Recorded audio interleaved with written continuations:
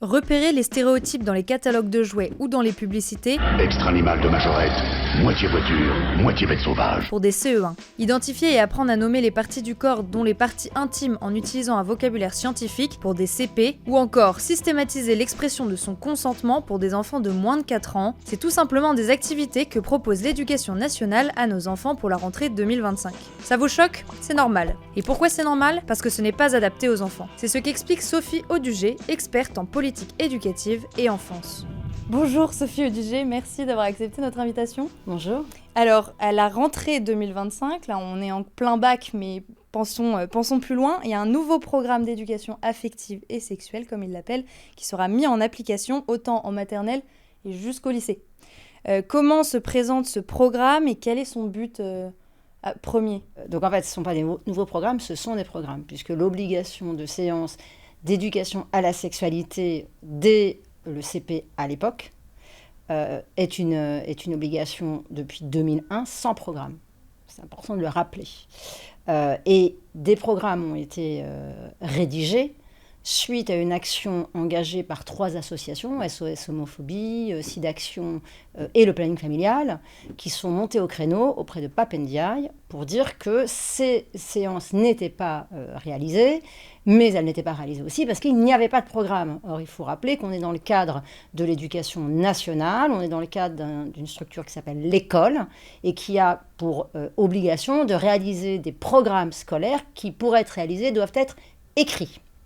Donc, on a là des programmes, certains diront enfin des programmes, et donc des programmes qui vont être réalisés. Et ce qui a changé entre 2001 et aujourd'hui 2025, c'est que l'instruction obligatoire commence aujourd'hui dès 3 ans. Ce qui signifie que ce qui est mis en œuvre à partir de 2025, de septembre 2025, ne sera plus mis en œuvre à partir du CP, mais sera mis en œuvre à partir de l'âge de 3 ans. Voilà. Donc c'est important de le repréciser. Alors ces programmes, selon ce qui est écrit et ce qui est dit par les ministres successifs, puisqu'on a eu depuis Pape Ndiaye une multitude de ministres successifs, auraient comme intention une éducation à la vie affective et relationnelle, puis à la sexualité. Donc dans le programme qui est très dense, qui va donc de 3 ans à la fin du lycée, il y a tout un ensemble de préconisations, d'objectifs pédagogiques, de thèmes à aborder, d'idées d'activités qui sont censées répondre à cette intention d'éduquer, puisqu'on ne parle pas évidemment là d'instruction, on est dans l'éducation, d'éduquer les enfants à la vie affective, relationnelle et sexuelle. Donc sur le papier, tout ça paraît évidemment intéressant, entre guillemets, quand on parle de vie affective et relationnelle, on ne voit pas trop à quoi ça correspond. Et là où ça nous pose un problème, c'est évidemment sur la partie sexualité. Donc pour nous faire passer et avaler la pilule, on nous dit, vous inquiétez pas, il n'y a pas de sexualité avant au moins la fin du primaire, le début de collège, etc. Dans la réalité, c'est évidemment pas tout à fait vrai. Aujourd'hui, les processus d'éducation qui sont mis en place dans l'école présentent un risque formel de nuire au développement des enfants, et c'est bien pour ça qu'on s'y oppose. Donc, il est possible de réaliser cette obligation, j'insiste parce que c'est une obligation, si vous voulez, on n'est pas dans quelque chose de ça va faire du bien aux enfants, non, c'est une obligation qui peut nuire aux enfants. Donc, il faut être très vigilant, savoir qu'il existe un cadre qui s'appelle une charte éthique qu'on a rédigée avec Maurice Berger, qui permet à ceux qui voudront être conformes à cette obligation, le faire sans mettre en danger le psychisme et le développement des enfants. Voilà.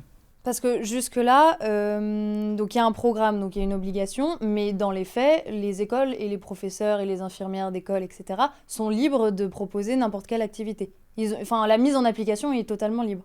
Alors, elle était non figée par un programme. Elle était structurée par un certain nombre de circulaires qui se sont succédées. La première a été produite en 2003, c'est-à-dire que la loi qui impose, c'est 2001. La première circulaire, c'est 2003. Elle est abrogée par Jean-Michel Blanquer par une autre circulaire de 2018, puis complétée par une autre circulaire qui va suivre de Pape Ndiaye. Ces circulaires donnent un cadre qui est à la fois un cadre qui peut restreindre les manquements, mais qui également rend possible tous les manquements. Ce que refait d'ailleurs ce programme.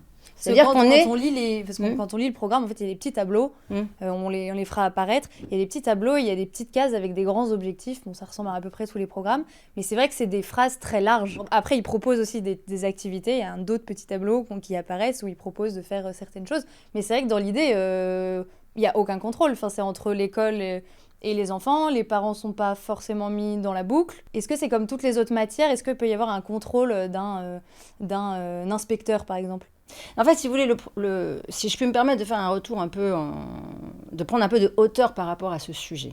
Le terme éducation à la sexualité est un terme qui n'a pas de sens. C'est-à-dire qu'on n'éduque pas à la sexualité.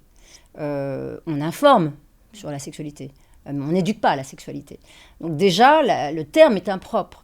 L'école, ce n'est pas le lieu d'une information qui serait donnée par des personnels qui pourraient présenter leur vision d'un sujet. Or, il n'y a rien de plus intime que la sexualité.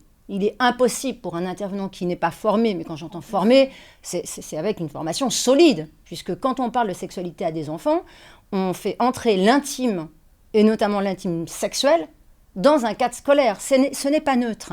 Si vous voulez, à partir du moment où l'école se met à aller sur des thématiques qui relèvent de l'intime, c'est-à-dire qu'elle va jouer aux apprentis sorciers avec le psychisme des enfants, on est là dans un système d'endoctrinement, ce qu'on pourrait appeler, si vous voulez, presque un soft endoctrinement, voilà, pour faire un parallèle avec le soft power.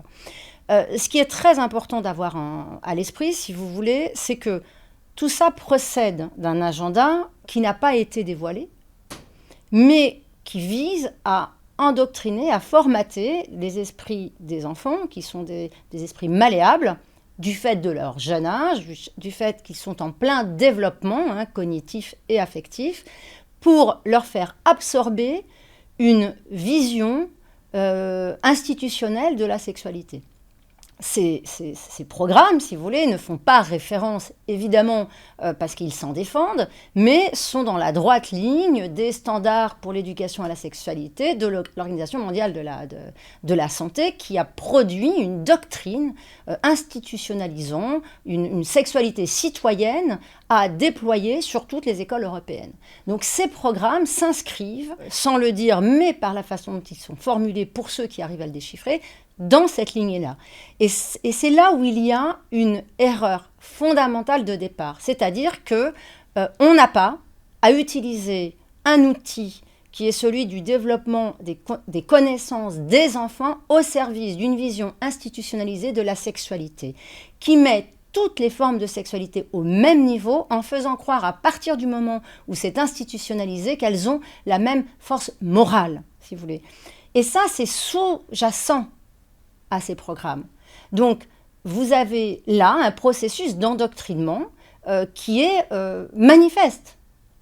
Alors, pourquoi c'est un processus d'endoctrinement? Tout simplement parce que le principe même de l'éducation nationale et le principe même d'un programme d'éducation nationale, c'est qu'il réponde à un besoin de l'enfant. Le principe, si vous voulez, qui est d'ailleurs dans les textes, c'est primauté à l'intérêt de l'enfant. On ne fait que ce qui sert à l'enfant.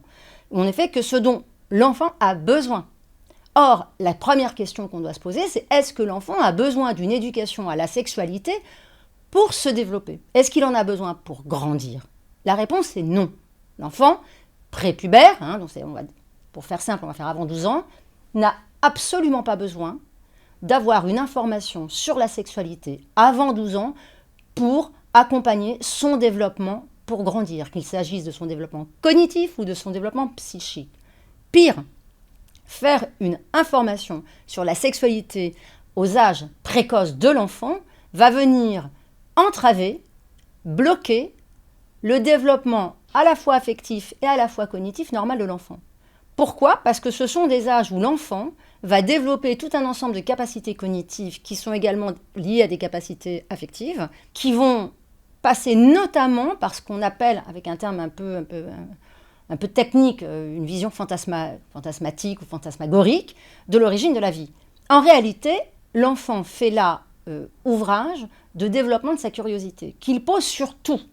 D'accord? Entre 3 et 7-9 ans, l'enfant va développer une curiosité sur tout, sur la vie, sur l'origine, etc. Et cette curiosité va passer par des élaborations qui sont ces théories, qui sont fausses, qui sont imagées, etc., mais qui lui appartiennent et qui procèdent d'un processus nécessaire à son développement à la fois cognitif et affectif. Il élabore des théories qui vont se confronter à la réalité de ce qu'il va voir, la réalité de ce qu'on va lui dire, etc. Mais ces théories... Pas à nous de lui donner tout Voilà, de ces suite. théories, elles lui sont nécessaires. D'accord ?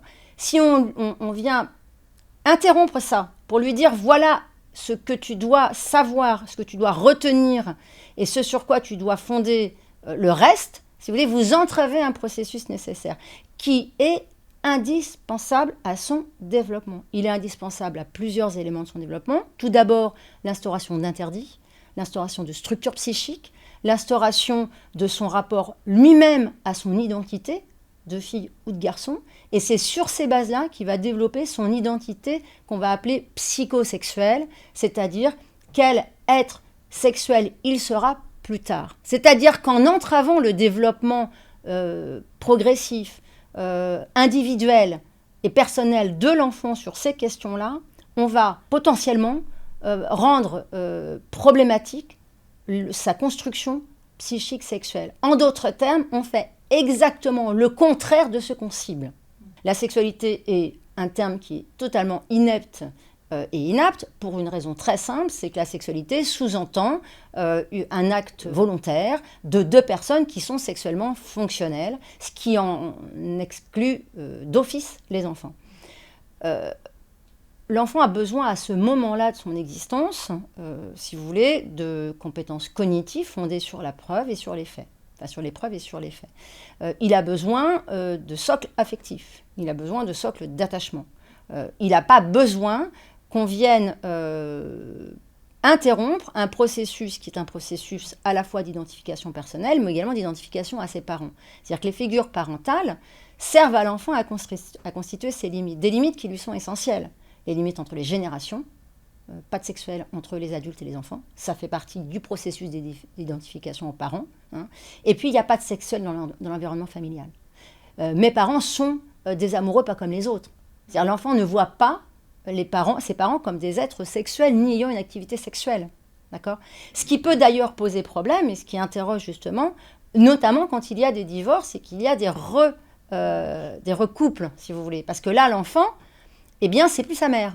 Donc, on rentre dans autre chose, si vous voulez.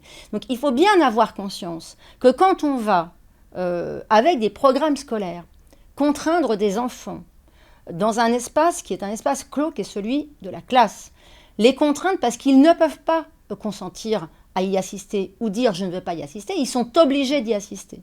À recevoir des informations qui relèvent exactement d'un domaine qui est celui du sexuel, dont, par ailleurs, l'ensemble des adultes leur dit en permanence que c'est de l'intime, qu'on n'a pas à toucher leur partie intime, qu'on n'a pas à leur en parler, et que les adultes ont une barrière infranchissable avec eux sur ce registre, finalement, on fait une injection contradictoire en le faisant en classe, dans un cadre contraint, obligatoire, d'un adulte ayant autorité sur les enfants. Et justement, un des objectifs de ce programme, c'est aussi d'apprendre aux enfants le consentement. C'est un peu, on peut trouver ça très noble d'ailleurs, parce qu'il y a effectivement dans des familles, à l'école, il y a eu des rapports qui ont été faits, il y a aussi beaucoup de problèmes de pédophilie parfois. Mais est-ce qu'un enfant de maternelle peut le comprendre ? Parce que par exemple, dans le programme, dans la case à aborder avant 4 ans, il y a écrit « Apprendre à exprimer son accord ou son refus, apprendre à envisager et à respecter un refus ». Est-ce que c'est possible ça avec un enfant, un petit enfant, enfin un bébé presque en fait, franchement, à moins de 4 ans, c'est quand même vraiment très jeune. Est-ce qu'il peut comprendre ça ? Est-ce que c'est à l'école justement de lui apprendre à dire oui et non ? Parce que les gens vont dire très bien, s'il le sait dès le plus jeune âge, on va peut-être éviter certains problèmes. D'abord, il faut se dire une chose. Si il y a des abus sexuels sur enfants, c'est parce que les pédocriminels ne sont pas condamnés. Ça, c'est la première chose, d'accord ? C'est que, comme sur d'autres sujets, la première action, elle est pénale. C'est-à-dire comment on peut justifier limiter déjà les prédateurs. Que 1% des criminels qui ont commis un inceste sur un enfant, seulement 1% soient condamnés. Comment justifier que pour les enfants qui vont révéler, 70% des enfants à peu près vont retourner dans l'espace où l'inceste est commis avec leur agresseur pédocriminel. D'accord ? C'est ce qui se passe aujourd'hui.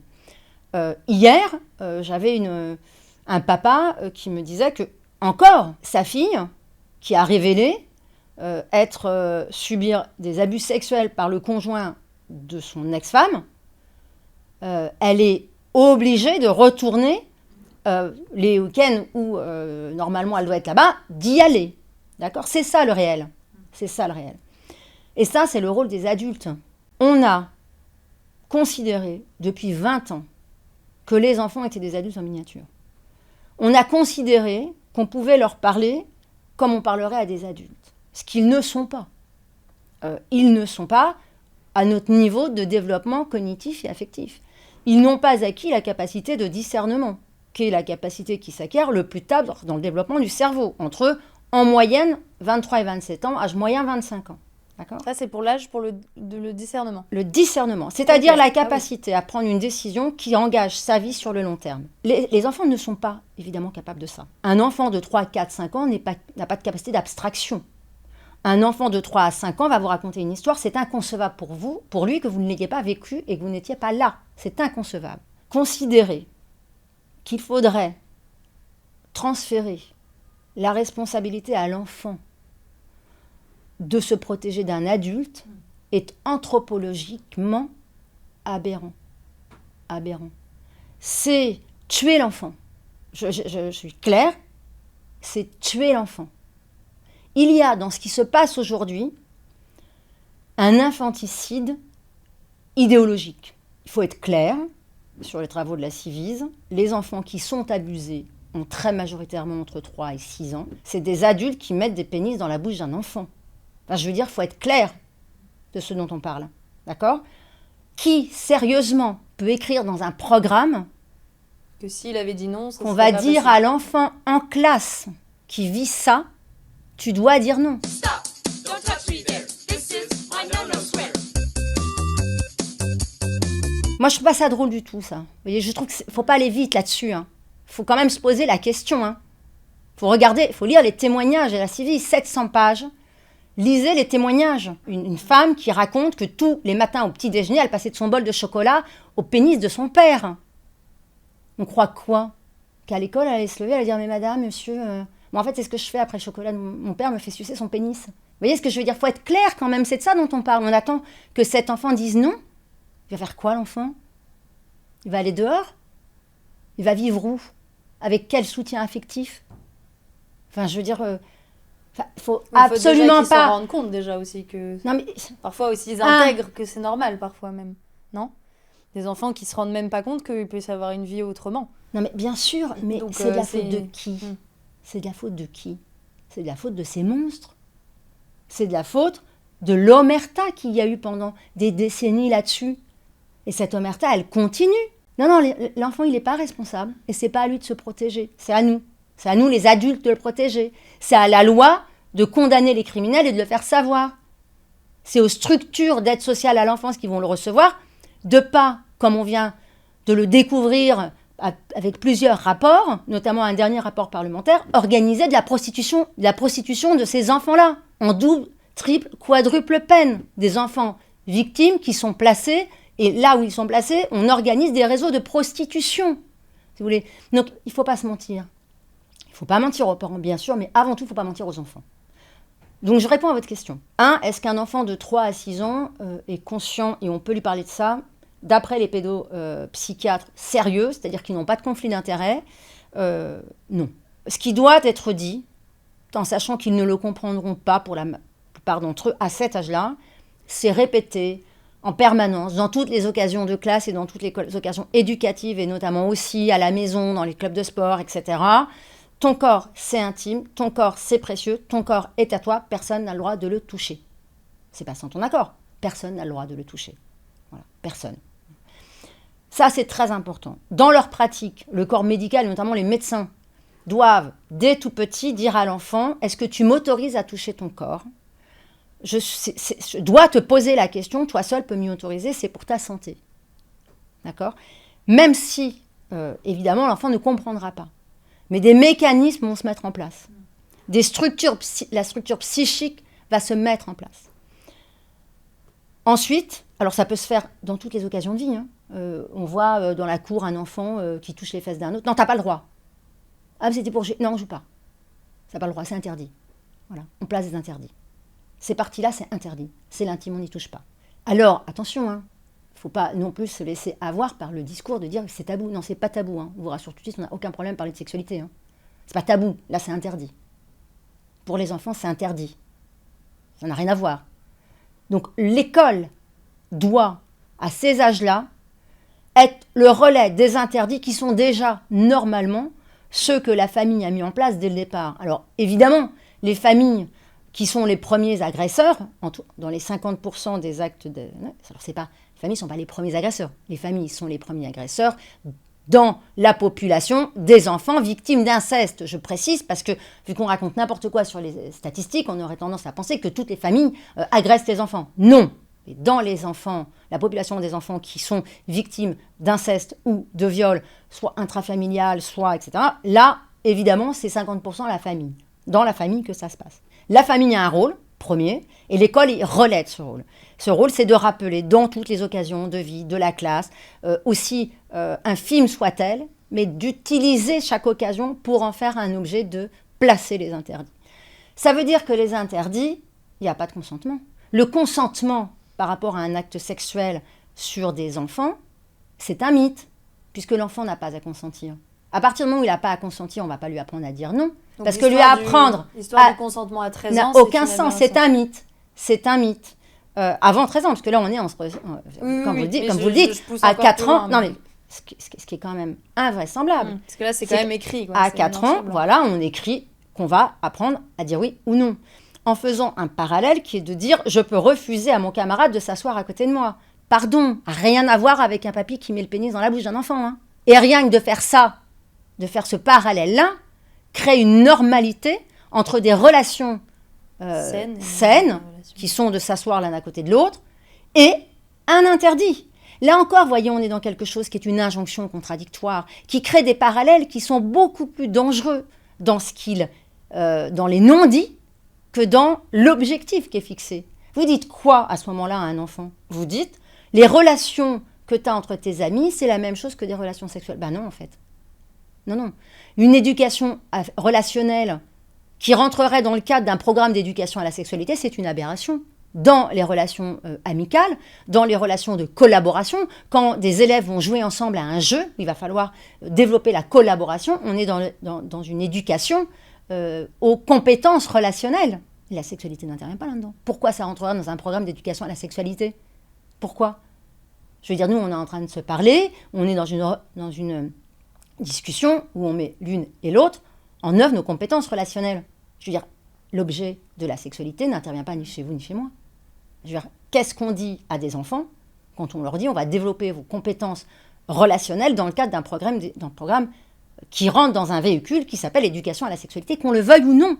Je veux dire, ils ont beau nous dire que ce n'est pas de l'éducation à la sexualité. En l'occurrence, l'obligation ne porte que sur une loi de 2001 qui porte le nom d'éducation à la sexualité. Donc, ils ont beau nous inventer tout un ensemble de... Vie affective, relationnelle... L'obligation... Qui part du principe qu'une relation peut être potentiellement... oui, mais enfin, le véhicule législatif, c'est obligation à la sexualité. Enfin, éducation à la sexualité, 3 séances obligatoires, si vous voulez. Donc, c'est bien là-dedans que ça rentre. Donc, voilà. Donc, l'enfant ne comprendra pas nécessairement entre 3 et 6 ans, mais on est dans... un mécanisme de psychique, de structure psychique qu'on développe dans toutes les occasions pour que ça devienne des automatismes à l'enfant. Alors évidemment, va être associé le fait qu'il y a des soins d'hygiène, des soins de santé, où là ce sont des cas particuliers. Voilà, alors que les parents prennent l'habitude aujourd'hui, parce qu'effectivement on a travaillé sur ces questions-là, de dire à l'enfant, bah là si tu veux je te nettoie, mais quand tu pourras le faire, c'est toi qui le feras, parce que tu sais, ces parties-là, les adultes n'ont pas le droit de les toucher, tu le sais bien, on est bien... Voilà. Mais l'enfant ne comprendra pas très bien au départ, mais il va être habitué à se dire, d'accord, alors ça, vraiment les adultes ils ne peuvent pas toucher, etc. Bon là, papa, maman, c'est pour le soin, mais voilà. Pour qu'ils comprennent en fait les cas exceptionnels où quand on leur demande, ils vont justement intégrer l'idée que. Entre 6 et 12 ans, qui est ce qu'on appelle l'âge là où on va commencer à développer des connaissances, où il y a une soif d'apprendre des enfants, soif d'apprendre qui est liée aussi à un développement cognitif qui est encore en fonctionnement. L'enfant n'a pas l'abstraction, n'a pas la conceptualisation. À ce moment-là, l'enfant il rentre dans une phase qui est un désir intense d'apprendre et un désir d'apprendre qui est résolument sur le concret, le factuel, puisqu'il n'a pas ni accès à l'abstraction ni accès à la conceptualisation. Pour apprendre, l'enfant va mettre en œuvre. C'est son processus d'apprentissage. C'est pour ça que c'est la période des connaissances fondamentales. J'apprends à lire, je veux dire, on me donne la méthode et je fais. On me donne la méthode et je fais. Je me trompe, on me corrige, je refais. Vous voyez, donc on est vraiment dans un aller-retour de théorie, pratique, théorie, pratique, théorie. L'enfant apprend par expérimentation à cette période-là de sa vie. Si vous lui donnez des informations sur la sexualité, il les mettra en œuvre. Voilà. C'est son processus d'intégration d'un savoir, d'accord, à cet âge-là. Donc, le risque, c'est que quand vous lui dites quelque chose, il ait besoin de l'expérimenter. Dans les toilettes à côté, entre les camarades de classe, voilà. Si vous dites à un enfant, voilà, alors comment ça se passe, la masturbation, etc., ils vont aller dans les toilettes, ils vont essayer à plusieurs, etc. Donc là, il y a un risque d'abus sexuel. On crée les conditions potentielles d'un risque d'abus sexuel. Inconscient. Les enfants ne sont pas conscients de faire ça. Mais dans la réalité, il y aura quand même un agresseur, un abusé, ou plusieurs abusés. Okay. Sur la partie qui relève des interdits, c'est-à-dire effectivement de revenir en permanence avec des séances structurées de « mon corps m'appartient, personne n'a le droit de le toucher et je n'ai pas à consentir » parce que je suis un enfant. D'accord, c'est-à-dire le consentement n'est pas une option. C'est pour ça que c'est un mythe, le consentement. Je veux dire, avant 13 ans, c'est un mythe. L'enfant n'est pas sexuellement fonctionnel, donc à quoi il va consentir? À être l'objet sexuel d'un adulte, qui lui est fonctionnel sexuellement, si vous voulez. Donc il n'y a pas de consentement possible. Donc former au consentement des enfants, c'est rendre possible les conditions qu'un enfant se sente autorisé à dire oui ou non. Voilà. Or, ce n'est pas possible, c'est un délit. Par contre, ce qu'il faut faire, c'est évidemment rappeler des interdits. Donc faire des séances structurés, conçus par des pédopsychiatres, spécialistes du psychisme de l'enfant, qui vont venir de 6, donc toute la phase primaire, rappeler que mon corps m'appartient, personne n'a le droit de le toucher, etc. La question qui est posée aujourd'hui, c'est de savoir, est-ce que pour expliquer ça à un enfant, pour que l'enfant intègre ses limites, il faut utiliser le langage du sexe? C'était ma question suivante. Vous anticipez. Non. Voilà. Parce que vous racontiez, dans un rapport que vous faites, vous donnez un exemple où il y avait des mots et des définitions, et il fallait, donc c'était en primaire, ça devait être CE1, et il fallait relier les mots et tout ça. Et il y avait pénis, vulve, règle, éjaculation, etc. dedans. Vous me dites que ça, non. Ça, ils ont pas besoin de savoir. Ce n'est pas utile. Pourtant, certains vont vous dire c'est du savoir des sciences et non, mais biologique. Une fois encore, on confond tout et on est dans une injonction contradictoire. Toujours se demander à quoi ça sert. L'enfant, comme je l'ai dit au début, n'a pas besoin, pour grandir et se développer de manière cognitive et affective, d'acquérir le langage du sexe tôt. Il n'en a pas besoin. Or, c'est la seule chose qui nous anime quand on crée un programme scolaire. Si vous voulez, c'est les besoins de l'enfant pour grandir, se développer. Vous voyez, c'est d'être aligné sur ses capacités cognitives au fur et à mesure que ça se développe. D'accord ? La formule classique, on vous dire tous les pédopsychiatres, j'insiste sans conflit d'intérêt, c'est vous ne devancez jamais les questions des enfants. Sur le psychique, d'accord ? Sur l'affectif, on ne devance jamais les questions des enfants.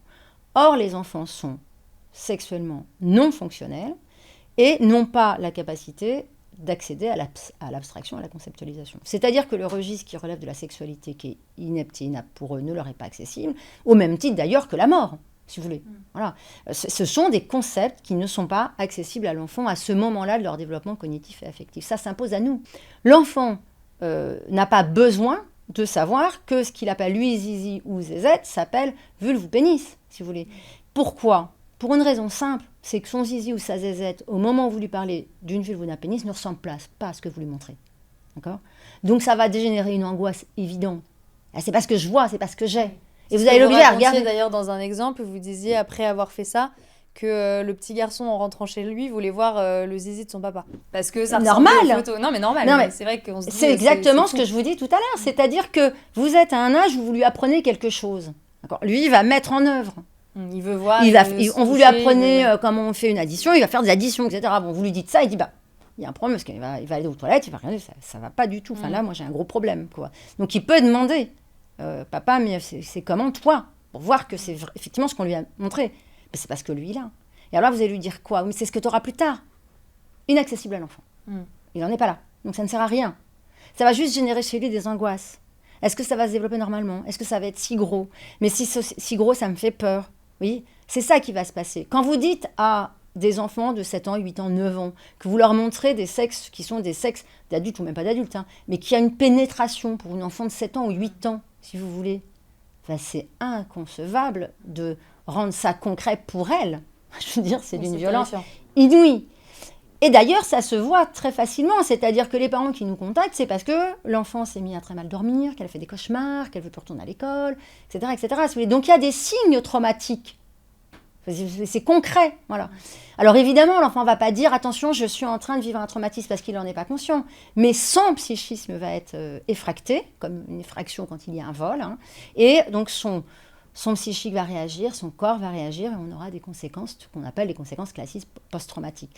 La vraie question à se poser tout le temps, c'est à quoi ça sert? Est-ce que ça sert à l'enfant ou est-ce que ça sert aux idéologies? Là, ça ne sert qu'aux idéologies. Alors, il y a une autre question qu'on peut se poser, c'est-à-dire que oui, l'enfant n'a pas besoin qu'on utilise le langage du sexe, il peut très bien s'exprimer avec zizi et zézette, ça lui convient très bien, et on n'a pas à parler de sexualité à des enfants avant qu'ils aient eux-mêmes une sexualité fonctionnelle. Et dans ces cas-là, on va se fixer comme âge, si vous voulez, l'âge moyen supérieur. Donc, on se fixe 12 ans.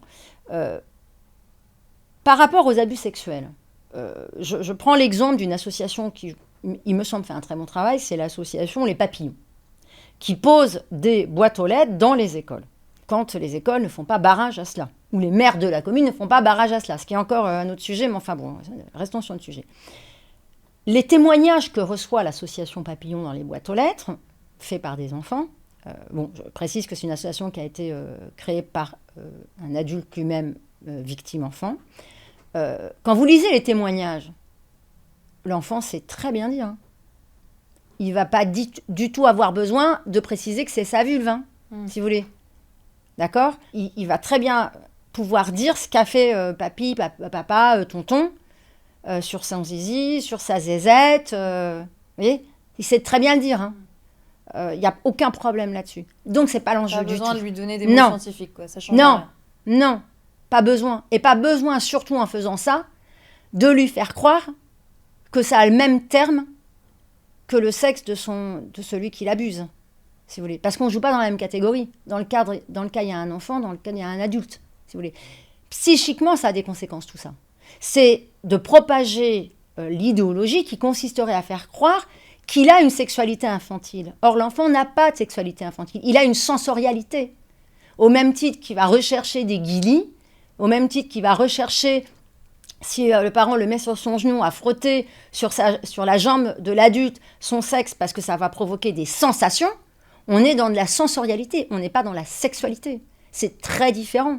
Dans la sexualité, il y a une projection de fantasmes qui sont inaccessibles à l'enfant. Là, on est dans de la manipulation qui sert une idéologie qui est multiforme, qui comprend l'idéologie d'une sexualité infantile dès que l'enfant naît, qui confond sensorialité et sexualité. On est dans une idéologie qui consiste à penser que les enfants sont des adultes en miniature, responsables et libres de se penser et libres de se décider sur ce qu'ils doivent être ou ce qu'ils veulent être. Et là, on rentre dans l'idéologie du genre, c'est-à-dire de faire croire qu'un enfant serait capable de dire qu'il est une fille ou qu'il est un garçon indépendamment de son sexe biologique et qu'on devrait le croire sur parole, parce que justement, sans interroger. Oui, non, mais tout ça relève d'un corpus idéologique très bien organisé, d'un endoctrinement qui est aujourd'hui, non pas nouveau dans ces programmes, qui est déjà très installé à l'éducation nationale, écrit noir sur blanc, très installé dans toutes les administrations françaises, et notamment de manière beaucoup plus massive, il faut être très clair, depuis l'arrivée d'Emmanuel Macron au pouvoir.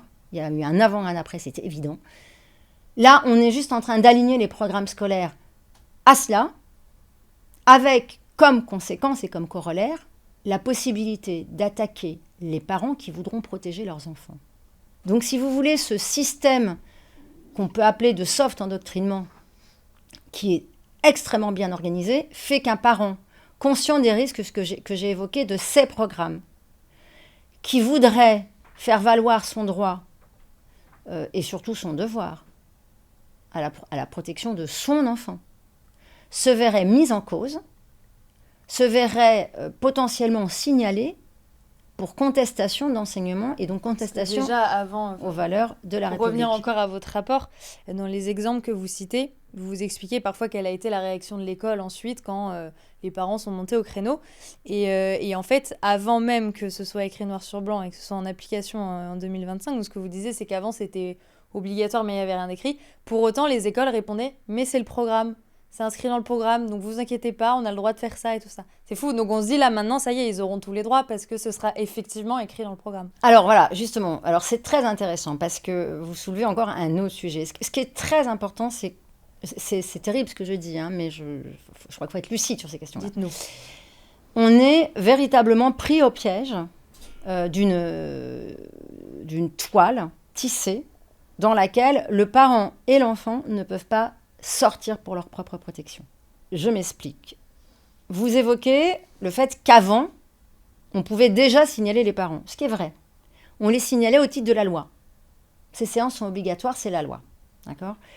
Demain, on pourra les signaler au titre du programme. C'est vrai. Et ils ont encore ajouté autre chose. C'est l'intersectionnalité. Vous connaissez ça par cœur. Dans cette idéologie, on a une intersectionnalité des luttes, qui est le fondement du wokisme. C'est-à-dire une culture de la victimisation, hein, une culture victimaire, avec des causes qui s'entremêlent. Ces causes qui s'entremêlent, c'est-à-dire ce qu'on appelle le système de la discrimination orientée, c'est-à-dire qu'on ne considère aujourd'hui comme une discrimination qui fait mal que les discriminations sur la couleur de peau, l'origine sociale, l'orientation sexuelle. Par contre, un enfant handicapé, ça n'intéresse personne aujourd'hui. Il faut être clair. Hein. L'enfant qui est en surpoids, tout le monde s'en fiche. L'enfant qui est contraire, faut pas trop en parler. Voilà, l'enfant qui est au premier de classe, tout le monde s'en fiche. Or, les plus harcelés, ce sont ceux-là quand même. Hein. C'est toujours l'enfant roux, c'est toujours l'enfant trop gros, c'est toujours l'enfant à lunettes et c'est toujours le premier de classe. C'est eux qui sont prioritairement harcelés, en termes de statistiques, si vous voulez. D'accord ? Bon, on nous met la loupe sur d'autres objets de discrimination. Soit. Le problème, c'est qu'en faisant ça, on a inscrit la lutte de toutes ces discriminations, non pas que dans le programme d'éducation à la sexualité, mais on l'a inscrit aussi dans le programme d'éducation morale et civique. On l'a inscrit également avec un lien sur les cours de français. On l'a inscrit également en histoire. On l'inscrit également dans la SVT. Ça veut dire que, récemment, par exemple, on a eu le cas d'une famille dont la fille était en double niveau CM1, CM2, qui s'est retrouvée dans une séance dont les parents ont naïvement pensé que c'était d'éducation à la sexualité, où on a expliqué la puberté aux enfants. Les poils, le pubien, les règles, on a montré un tampon, et on a expliqué on a montré des images, un petit dessin animé où apparemment il y avait une érection. Voilà ce que relate l'enfant. Les parents ne sont pas contents, ils en parlent à d'autres qui confirment que leurs enfants ont également été perturbés et ils sollicitent donc le chef d'établissement. Qui là va leur dire d'abord que c'est pas très grave parce qu'en fait le dessin animé, c'était pas un adulte mais c'était un ours. Je veux dire, il faut voir le niveau de réponse. Hein. Donc c'est un ours, il y a un drap et évidemment le drap se lève. D'accord ? Ce qui en plus est extrêmement malsain, puisque alors là, franchement, pour faire pire, pour aller vers le mélange des genres entre la sexualité des enfants avec des objets qui sont des objets par nature enfantins, c'est-à-dire un ours en peluche, c'est enfantin. Hein. Donc là, on est clairement dans l'inverse de la lutte contre les abus sexuels entre des adultes et des enfants, hein, si vous voulez. Je veux dire, même, c'est quand même aberrant de montrer ça et de dire, regardez, c'est juste le nounours qui a une érection. Enfin, je veux dire, et dire, vous voyez, c'est pas grave, c'est encore pire en fait. Bon, dont acte, on va même passer ça. L'argument pour se dédouaner, c'est de dire, ça fait partie des ressources agréées par l'éducation nationale. Dire, c'était sûr.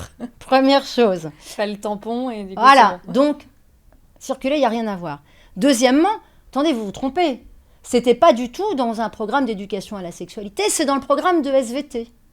Voilà, c'est dans le programme machin, circulaire bidule, etc. Circuler, il n'y a rien à voir. Et c'est là qu'on voit qu'on est pris dans une toile d'araignée infernale. Que peuvent faire les parents ? Alors, ce qui est intéressant, c'est que ces parents, si vous voulez, c'est pour ça que ce cas, je le trouve très, très intéressant. Les parents ont pris soin, lors du dernier rendez-vous médical de l'enfant chez son médecin traitant, chez son pédiatre, enfin à 9 ans, de poser la question. Les parents ont dit, écoutez, voilà, on ne voudrait pas être en retard. Est-ce qu'on doit commencer à lui parler des règles, etc., de la puberté? Et le pédiatre a dit à ses parents, écoutez, alors franchement, non. Là, elle n'est pas du tout là-dessus. Vous avez... et son développement, elle ne va pas avoir ses règles tout de suite. Elle ne va pas avoir pousser des seins et des poils pubiens. Pas tout de suite. Donc, vous verrez quand on verra l'année prochaine. On refait le point l'année prochaine. Et les parents écrivent ça. C'est-à-dire, ils disent à l'école, non, attendez, nous, on a pris soin. Nous, on fait attention. Nous, on n'a aucun problème à parler à notre enfant. Hein. On se réfère à la seule personne qui la connaît très bien et qui connaît son développement. C'est le pédiatre, si vous voulez. Donc, comment, en tant que vous, structure scolaire qui ne connaissait pas mon enfant dans son développement, vous nous imposez quelque chose dont nous, on a pris soin de vérifier par un pédiatre de l'enfant que, justement, c'était pas bon pour elle de le faire. Donc, en l'occurrence là, vous nous mettez à défaut d'exercer notre devoir de protection de notre enfant. Et faire un parallèle avec ce qui se passe sur la violence aujourd'hui, où on dit, mais comment ça se fait, les parents, mais vous éduquez pas vos enfants, vous en occupez pas. Encore faudrait-il les laisser faire. Puisque là, concrètement, il y a des enfants qui ont été choqués. Alors peut-être qu'une partie n'a pas été choquée, mais une partie a été choquée. C'est déjà trop. Et c'est déjà trop. Vous voyez, c'est déjà trop. Alors, par rapport à ça, nous, on a fait des préconisations qui sont de dire qu'il existe un nombre infime d'enfants qui peuvent avoir leurs règles à 9 ans ou 10 ans. D'abord, ça ne concerne que les filles, sauf preuve du contraire. Et c'est, aujourd'hui, les médecins, là encore, sérieux, sans conflit d'intérêt, ça relève quand même d'une forme de pathologie. Qui existe, mais c'est quand même plus pathologique qu'autre chose. Là, si vous voulez, nous, on propose que dès le CP, l'infirmière se présente à la classe, infirmière scolaire, encore faut-il qu'il y en ait, encore faut-il qu'elle soit formée, encore faudrait-il qu'elle ne soit pas idéologique et engagée dans un parti politique affirmé. Elle se revendique d'appartenir à un parti politique qui, justement, soutient ces idéologies-là. Mais bon, prenons le cas, et il y en a beaucoup, moi je suis en contact avec beaucoup, des infirmières scolaires qui font un travail d'extrêmement qualité, avec beaucoup de vigilance et qui sont formées à ça. L'infirmière est présentée à la classe, et la classe va voir le lieu de l'infirmerie. Et à ce lieu-là, on leur montre... Voilà. Non, mais même avant, on emmène la classe. C'est-à-dire qu'on présente l'infirmière au groupe classe, et le groupe classe va à l'infirmerie. Et là, l'infirmière les reçoit dans son espace. Et elle leur montre que cet espace, c'est un espace qui leur appartient. Individuellement, quand ils sont un peu tristes, quand ça va pas bien, etc., quand il y a un adulte qui se comporte pas bien, etc. Elle leur dit tout ça. C'est là qu'il faut le dire. Voilà. Et tu peux venir de toi-même, tu n'es pas obligé d'en parler à la maîtresse, tu peux en parler à la maîtresse, voilà. Pour montrer qu'il y a un espace. Et là, on leur dit, ici, c'est un endroit où des adultes sont formés, présents, pour te protéger. Voilà. C'est ça l'espace. Et tu peux poser toutes les questions. Et on le dit en 6e, on le dit au CP, on le dit au CE1, on le dit au CE2. Et à partir du CM1, on dit, alors là, il y a des questions qui se posent, voilà, parce que la puberté, tout ça, vous en entendez parler, tout ça. C'est aussi là qu'on vient en parler. Vous pouvez venir tout seul, vous pouvez venir entre copains ou entre copines. Voilà. Vous voulez, moi je vous reçois à 2 ou 3, et puis vous me posez toutes les questions que vous voulez. Et c'est l'infirmière qui répondra aux questions posées par les enfants qui en ont, et en s'adaptant aux enfants et à là où ils en sont. Premier élément d'adaptation. Mais il y a un deuxième élément d'adaptation. C'est que l'infirmière est formée pour savoir ce qu'elle peut dire ou ne pas dire. On cloisonne entre les professeurs et les personnels de santé. Oui, mais c'est surtout que l'infirmière, elle va dire, tu me demandes ça, je ne peux pas te répondre, tu es trop jeune. L'adulte doit poser les limites. Ces fameuses limites où là, on est en train de dire, mais les adultes ne posent plus de limites. Non, mais bien, enfin, vous n'arrêtez pas de leur dire de ne pas en poser, en fait. Vous n'arrêtez pas de leur dire qu'ils doivent répondre à toutes les questions. Non. Non, non. Un adulte ne répond pas à toutes les questions d'un enfant. Un adulte dit à l'enfant, cette question, je peux te répondre, mais celle-ci, on y reviendra plus tard parce que tu es trop jeune. Voilà. C'est pas avoir des tabous. L'adulte n'a pas de tabou. Apparemment, c'est un être sexuel qui se réalise sexuellement, la plupart d'entre nous. Donc, si vous voulez, on n'a pas de tabou, a priori. On sait tout ça, on connaît tout ça. On ne va pas être effrayé. Vous voyez, quand moi, par exemple, on a lancé une pétition à SOS Éducation, et la pétition, c'était apprenez-moi les divisions, pas l'éjaculation. Et des journalistes m'ont dit, mais vous vous rendez compte? J'ai dit, pourquoi vous êtes choqués, vous, en tant qu'adulte? L'éjaculation, ça vous choque? Je crois pas, non? Non, non. Par contre, à un enfant de 8 ans ou 9 ans, quand on parle d'éjaculation, là, moi, ça me choque, par contre. Vous voyez ? Pour clôturer le côté éducation à la sexualité, même si le terme est totalement impropre, hein, donc moi j'utilise le terme d'information sur la sexualité, c'est aux parents de le faire jusqu'à la puberté. Après la puberté, c'est plutôt effectivement à la structure scolaire, via des cours qui sont des cours de SVT, donc de sciences, d'apporter des informations scientifiques, et à la santé scolaire, qui est à l'agonie aujourd'hui, hein, c'est bien tout le problème. Mais ça serait à la santé scolaire de prendre en charge des actions pour aider les jeunes à passer ce cap difficile de la puberté qui pose des questions majeures, notamment d'estime de soi, particulièrement chez les filles. Mais c'est vrai aussi chez les garçons. D'accord ? C'est-à-dire que chez les filles, ça va prendre la forme je fais très simple, c'est évidemment pas beaucoup plus complexe que ça, mais c'est un peu caricatural ce que je veux dire, donc je m'en excuse par avance. Chez les filles, on va avoir des mécanismes d'agression, d'auto-agression. Ça va être de la scarification, ça va être des troubles du comportement alimentaire, ça va être de la dépression, ça va être des intentions suicidaires, ça va être des actes de suicide, etc. Chez les garçons, donc c'est intériorisé. Chez les garçons, c'est extériorisé. On le voit malheureusement, hein. Les garçons ont une violence, et si on ne les aide pas à accompagner leur mal-être, ils peuvent passer à l'acte. C'est ce qu'on voit aujourd'hui. On n'a jamais eu dans l'histoire de l'humanité une jeunesse qui allait psychiquement aussi mal. C'est de la faute de ceux qui leur présentent le modèle de société qu'on leur présente, hein. Et c'est ce qu'on leur met dans les mains. On peut expliquer tout ça. C'est pas l'objet de notre échange aujourd'hui. La réalité est qu'ils vont mal. Très, très, très mal. On les prend pour des adultes en miniature, et les adultes se prennent pour des enfants. Je veux dire, les adultes, on a très peu d'adultes, on a des adolescents. Je veux dire, ils font passer leur loisir avant l'éducation de leur enfant. Les enfants voient bien que leurs parents sont encore plus sur Snapchat, Instagram et TikTok qu'eux. Moi, je connais des ados qui m'ont dit, quand ma mère elle a découvert TikTok, elle est plus que moi dessus. Enfin, Donc, l'école a un rôle à jouer là-dessus, en leur donnant les moyens d'exprimer leur mal-être et de donner un sens et de les refédérer autour de valeurs qui les unissent. Parce qu'ils crèvent de demandes qu'on leur fixe des valeurs qui les aident à y voir clair, des repères. C'est un enjeu majeur. Donc cette fois-ci, c'est presque moins au niveau de la sphère familiale et presque plus à l'école. Oui, parce que à ce moment-là, l'enfant... C'est de la sociabilisation beaucoup plus... C'est surtout que l'enfant a besoin, il est dans une phase de son développement affectif et cognitif qui passe par le fait de il doit se détacher de la figure maternelle et paternelle. Voilà. Il a besoin de s'en éloigner pour créer sa propre identité psychosexuelle, psychoaffective. À ce titre-là, il va s'opposer à ses parents, on connaît tout ça, hein, et c'est là où les parents doivent être courageux et tenir, et c'est pas grave et c'est normal. Et ils verront plus tard revenir leur enfant, et ils verront, comme on le voit tous quand on a des enfants qui ont passé ces âges-là, les valeurs qui leur ont transmises qui sont restées, les valeurs qui sont celles de l'enfant, et qui est devenu un adulte, qui ne sont pas les leurs, mais qui font que, d'un côté comme de l'autre, on respecte cette construction humaine qui fait que t'es pas complètement ton père, t'es pas complètement ta mère. T'es une personne à part entière. Vous parliez beaucoup d'agenda, d'idéologie, et il y a cette fameuse théorie du genre qui est entrée par la grande porte, parce qu'avant on n'osait pas trop en parler. Alors il n'y a pas écrit théorie du genre, parce que ça reste encore le gros mot qui a été montré du doigt au début, mais il y a quand même encore le mot genre. Par exemple, en CE1, il y a écrit « Promouvoir des relations égalitaires, repérer les discriminations issues de stéréotypes, notamment de genre ». Donc là, ça y est, dès CE1, on en parle. Et en 5e, différencier sexe, genre et orientation sexuelle et respecter leur diversité. Alors là, qu'est-ce qu'on en dit ? Est-ce que, pareil, même question qu'au début, est-ce qu'un enfant peut comprendre ça déjà, en CE1 ? Et ensuite, est-ce que c'est à l'école que ça doit se passer ? Sur l'idéologie du genre, on est sur autre chose. On est là encore sur quelque chose de programmatique. On est sur ce que je vous disais tout à l'heure, c'est-à-dire une idéologie qui consiste à considérer que l'enfant est capable de décider pour lui-même dès qu'il naît. Que l'adulte n'a pas à l'en protéger. Ce qui est invraisemblable.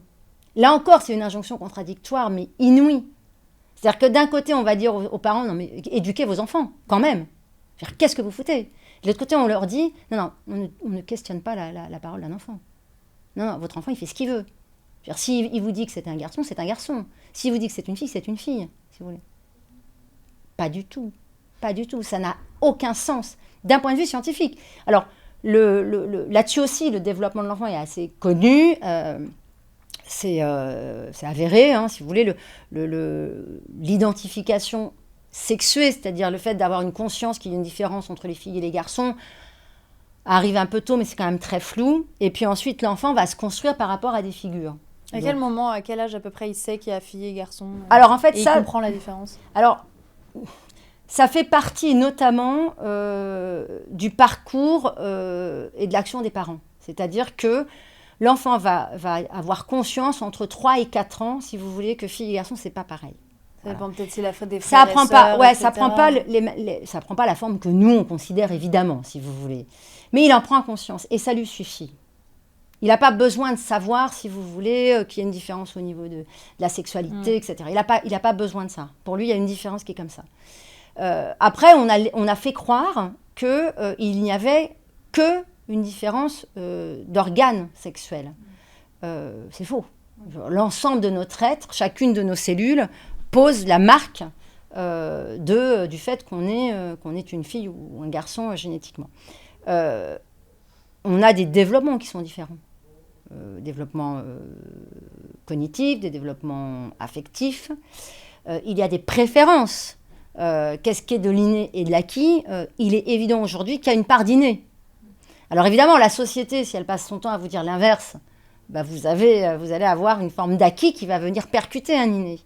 Mais il y a quand même des réalités qui font que les filles et les garçons ont des préférences.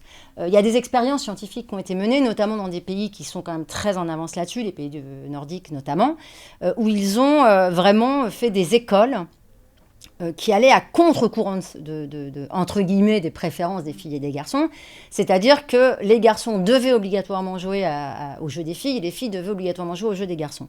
Et ils étaient sans arrêt interpellés. Bon, les cours étaient faits étaient organisés, architecturés pour ça, etc.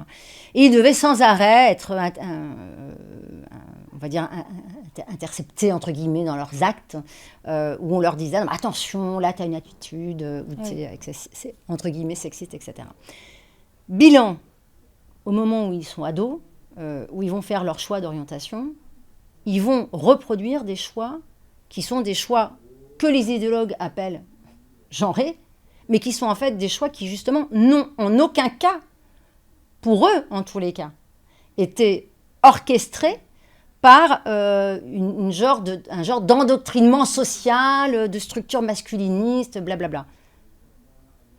La vraie différence avec les enfants de ces pays-là, qui, quand ils deviennent ados, vont choisir des orientations professionnelles plus vers le soin pour les filles, plus vers l'ingénierie pour les garçons, c'est qu'ils en revendiquent le droit. Et c'est ça qui est amusant, si vous voulez. Alors c'est amusant pour eux, parce que justement, eux, on ne vient pas les obliger. Ça devient beaucoup moins amusant quand, en France, on oblige les structures du supérieur à obliger... Voilà. Avec les filières ingénieurs, ouvrir plus de places pour les femmes. Obliger les femmes. Discrimination positive. C'est de la discrimination, c'est rien de positif, c'est de la discrimination. C'est ce qu'ils appellent. Oui, mais c'est pas positif, c'est de la discrimination. Et effectivement, là, comme par hasard, les études internationales que je vous évoque, alors là, ça n'intéresse plus personne a priori. Hein. Ce sont des phénomènes connus. La différence dans ces pays-là, c'est que les filles le revendiquent, et par contre, que quand vous les interrogez, et que vous leur dites est-ce qu'il y a un métier qui est plus de filles ou de femmes, enfin plus de filles ou de garçons, ils vont vous dire ah non, un garçon peut faire n'importe quel métier. Une fille peut faire n'importe quel métier. Mais qu'est-ce que tu veux faire? Ben moi je suis une fille, je préfère être dans le soin. Voilà. Mais je peux alors j'ai tout à fait le droit. J'aurais pu être ingénieur. Oui, voilà. Mais j'avais aucun problème. Hein. Puis d'ailleurs on n'a pas arrêté de me le dire depuis que je suis au jardin d'enfants, si vous voulez. Voilà. Donc c'est intéressant quand même de voir que le dogmatisme il est majeur sur ces questions-là. Et il faut le reconnaître, hein, il a été excessif dans l'autre sens à une époque. Et il tire de l'autre côté aujourd'hui. La réalité, elle est certainement entre les deux, évidemment. Mais d'un côté comme de l'autre, ça fait du mal à l'enfant. Tout ce qui est dogmatisme fait du mal à l'enfant. Je veux dire, on peut pas orienter l'enfant à ce point-là. Alors, vous preniez des exemples dans le programme. Si vous allez dans les fameux tableaux que vous avez cités au début de notre entretien, qui sont un peu plus loin, il faut toujours aller un peu plus loin quand vous êtes sur des programmes comme ça. Faut jamais... Les 10 premières pages, voilà, les 10 premières pages sont pas très intéressantes. Il faut vraiment aller dans les programmes où il y a les activités. Ben, vous verrez, je ne sais plus à quel âge, je sais pas, c'est 4 ans, je crois. Enfin, en tous les cas, ça doit être moins de 4 ans. Où on propose à des enfants de regarder des catalogues de jouets et d'identifier des... voilà, ce qui est fille, garçon, ou ce qui est garçon. Je veux dire, à 4 ou 5 ans. Là, par contre, pour le coup, d'un point de vue cognitif, c'est impensable pour un enfant. Donc ça, c'est purement de l'endoctrinement. C'est-à-dire que vous coupez court à l'intuition, à la pulsion d'envie de jouer d'un enfant. En fait, vous l'empêchez d'être un enfant. Et là encore, avec une injonction contradictoire majeure, enfin, je veux dire, c'est vraiment ne pas voir la poutre qu'on a dans l'œil, si vous voulez. Avec devant eux 80 à 90% de femmes qui s'occupent d'eux dans l'école en maternelle et plus de 70% en primaire. Fais ce que je dis, mais pas ce que je fais.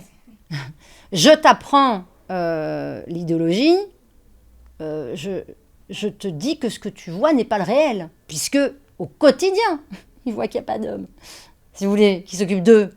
Ah, pourquoi ? Parce que tu es mal payé, parce que tu n'es pas considéré, et parce que la fonction, c'est fonctionnariser. Donc, si vous voulez, on transmet à des enfants des idéologies.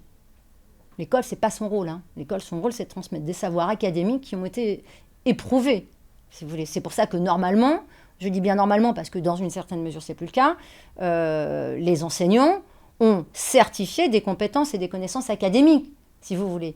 Vous n'êtes pas censé être un idéologue, vous n'êtes pas censé avoir une carte du parti pour être professeur, à la base. Voilà. À une époque où, si vous voulez, les professeurs ne faisaient pas de faute d'orthographe en primaire. Voyez, les professeurs savaient faire des calculs et savaient ce qu'était une fraction à l'école primaire. Aujourd'hui, vous avez un nombre non négligeable de professeurs des écoles qui sont incapables de faire une fraction, si vous voulez.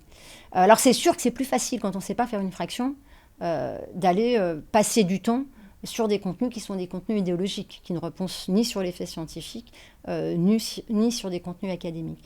Tout ça est extrêmement grave, et la conséquence est une potentielle mise en danger des enfants, en retirant aux parents un droit de protection qui en plus leur est opposable, pénalement. C'est-à-dire que là, on est en train de dire on va aller attaquer des parents qui n'auront pas su éduquer leur enfant et leur enfant va tuer, que ce soit Louise à la sortie de l'école pour un téléphone ou que ce soit Mélanie à l'entrée de l'école parce que il en voulait aux assistantes maternelles, enfin aux assistants d'éducation. Mais par contre, on va empêcher les parents de protéger leur enfant sur... Enfin, là, si vous voulez, on est dans quelque chose qui est extrêmement grave, qui nécessite une refonte totale du système d'enseignement public, enseignement en général, parce que de toute façon, les écoles privées sous contrat sont soumises aux mêmes écrits, soit de loi, soit de programme, etc. Aujourd'hui, on est arrivé à un point où l'école n'instruit plus et peut nuire. Déjà, à partir du moment où on a changé le mot instruction nationale pour éducation nationale, forcément... Vous avez raison. On était déjà mal partis. Oui, je suis d'accord avec vous. Moi, je revendique aussi le retour à la formule instruction nationale. Même si j'émets pas une réserve, mais moi je suis quelqu'un qui suis plutôt dans la nuance. Et je crois que c'était une formule du général de Gaulle, peut-être je me trompe, qui disait en fait, l'école n'a pas à apprendre à vos enfants à dire bonjour, à dire merci. Voilà. Donc il y a une part de l'éducation qui est inhérente aux parents. Et elle est majeure. Les valeurs, la foi, la politesse, le respect des autres et des biens, le respect de l'autorité, des valeurs morales. Ça relève des parents et ça appartient aux parents. Et l'école n'a pas le droit de dire autre chose aux enfants. Il faut bien avoir conscience que tout ça est extrêmement complexe et qu'à partir du moment où on sort de la mission de l'école, on prend des risques de nuire à l'enfant à une multitude de registres dont j'espère avoir évoqué un certain d'entre eux dans notre entretien. Les parents ont ce devoir d'éducation là. L'école a là aussi un devoir d'éducation aussi. Pourquoi ? Parce que certains parents ne le font pas, cette éducation-là. Et donc, l'école a ce devoir-là. Et c'est pour ça qu'on appelait ça avant une éducation morale et civique. L'école n'a pas à dire ce en quoi doivent croire les enfants. Elle n'a pas à venir à l'encontre des foi qui existent et qui sont tolérées dans notre pays au titre de la loi de la laïcité, dont on nous rabâche les oreilles. Je veux dire, il s'avère qu'en France, des enfants passent la porte de l'école, certains sont non-croyants, et d'autres vivent dans un environnement où la foi catholique leur est partagée, transmise, la foi, la religion musulmane ou la religion judaïque. À ce titre-là, le contenu des écoles ne doit pas venir percuter ce qui est fait par ailleurs au titre de la foi. Ça n'empêche pas de transmettre des valeurs morales. Ces valeurs morales, d'éducation morale et civique, c'est celles qui se mettent en œuvre dans l'école. C'est-à-dire comment je me comporte dans l'enceinte scolaire. Respect des autres, respect des biens, respect de mes camarades, sensibilité aux plus fragiles, entraide, collaboration, communication non violente, capacité à discuter, etc. Interdiction de se battre, interdiction de dire des gros mots. Aujourd'hui, on se bat mais comme des chiffonniers à l'école sans que tout le monde s'en fiche. Hein. Il faut être clair quand même. Hein. Les mots qui sont entendus dans les cours d'école, c'est invraisemblable. Enfin, je veux dire, alors évidemment, pour moi, c'est pas possible parce que de toute façon, sans le voir venir, on avait déjà un prof ou un institut qui nous prenait par l'oreille. On avait déjà fait 50 mètres avec l'oreille tendue pour nous dire que non, lui, il avait entendu. Oui. Parce que quand on prenait l'oreille, c'était pas pour faire mal, c'est pour dire attends, je te prends l'oreille parce que moi j'ai entendu ce que tu as dit. Voilà. Et ça, je ne veux pas l'entendre, en fait. Alors, évidemment, on a évolué là-dessus. Et c'est très bien. On ne tire plus les oreilles aux enfants comme ça, parce que ça faisait mal, évidemment, ça n'apporte pas grand-chose. Néanmoins, d'interdire, de dire que ça ne se dit pas, de recevoir l'enfant et de le sanctionner, de lui faire écrire pendant 1h30 je ne dirai pas tel mot, pour qu'il prenne bien conscience que ce mot-là, en fait, il l'a dit. Et qu'il n'aille pas dire « Ah non, je ne l'ai pas dit ». Vous voyez ? Ça, c'est nécessaire. Et c'est le rôle de l'école. Et ça fait partie d'un volet d'éducation qui relève de l'école, mais qui n'a rien à voir... Et qui est en continuité de la famille, en fait. Exactement. Qui est, on pourrait dire en continuité, en support ou en relais, dans le cas où ça n'y est pas. Alors après, se pose évidemment la question qu'à un moment, certaines de nos valeurs morales, de nos valeurs sociales, viennent percuter ce qui relève des fois des uns et des autres. L'égalité homme-femme, vous voyez, en est un vrai sujet. Qu'est-ce qu'on fait quand on sait qu'une partie des élèves pratique une religion qui ne met pas la femme et l'homme au même niveau ? Qu'est-ce qu'on fait ? Est-ce qu'on se dit la France est compatible avec cette religion-là ? Et auquel cas on ne doit pas dire dans une classe que la femme et l'homme sont égaux en droit, en devoir. C'est la vraie question. Est-ce qu'ils y répondent non parce qu'ils refusent de la poser ? Mais la vraie question est là. Est-ce qu'on dit la France est mère de l'Église et il y a dans certaines religions des choses auxquelles la République s'oppose et est en conflit. Et elle entend, dans le cadre de son activité scolaire, d'instruction publique... Dans le programme, il y a quand même écrit plusieurs fois égalité homme-femme, à tous les âges à peu près, ça revient quand même. Donc pour l'instant, c'est écrit. Après, est-ce que c'est mis en application en fonction des écoles aussi ? Mais bien sûr que c'est mis en application. Enfin, je veux dire, tout est comme ça. Donc c'est bien sûr mis en application. C'est mis en application dans les écoles où on n'a pas peur de le dire. Oui, c'est ça en fait. Après. C'est pour ça que si vous voulez, il y a un énorme mensonge sur tout ça, et une énorme hypocrisie, et il y a un dévoiement extrêmement grave de la mission de l'école publique. Voilà, ça c'est clair. Et sur la question de la laïcité, il y a un vrai enjeu aujourd'hui qui fait que ces contenus-là ne vont pas être réalisés dans des écoles où il y a une surreprésentation d'enfants musulmans parce que la communauté musulmane y est opposée. Et que les profs ne le feront pas parce qu'ils auront peur des conséquences. Et ils ont raison d'avoir peur. Parce qu'on en a vu certaines des conséquences. Parce que clairement, l'école aujourd'hui crée les conditions de mise en danger de son corps professoral en allant vers cet endoctrinement idéologique. Quand l'école transmet des savoirs académiques exclusivement, et qu'elle ne va pas sur les idéologies, elle met beaucoup moins en danger ses professeurs. L'école est une société à part, dissociée du reste, et elle se doit d'être dissociée, parce que c'est une société dédiée au savoir et à l'enfant. C'est tout ce que ça doit être.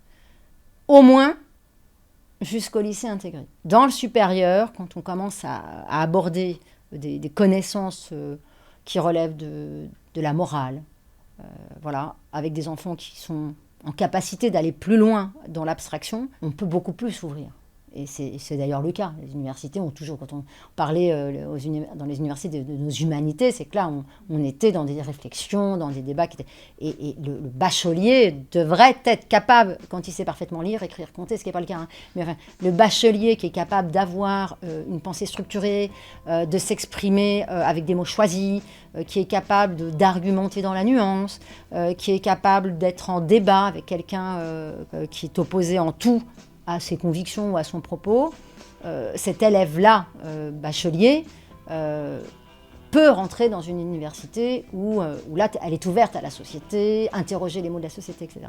Mais chaque chose en son temps, et je dirais surtout chaque chose en son âge. Voilà. Très bien. Bon, merci beaucoup.